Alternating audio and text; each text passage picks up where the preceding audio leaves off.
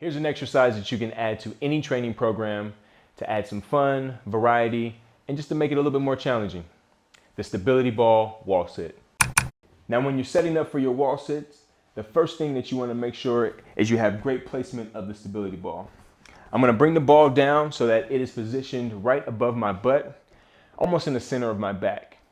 My foot placement is also going to be very important here. I'm going to have my feet outside of hip alignment, and I want to make sure that my feet are away from that wall so that when I go into my wall sit, my knees are at 90 degrees and my knee is also in line with my shin.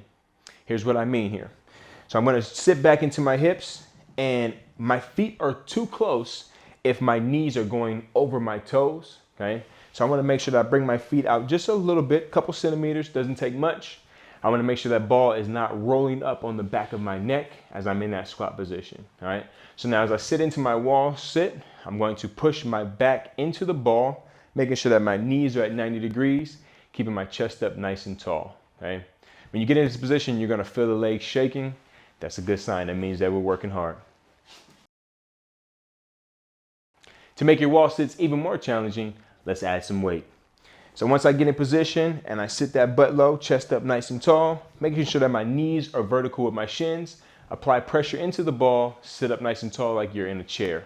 I'm going to rise my arms up, keeping that plate out in front of me, keeping the core engaged, chest up nice and tall. Right? So now I'm not only working on my legs, I'm also working on my upper body, keeping the shoulders engaged and the core engaged the entire time.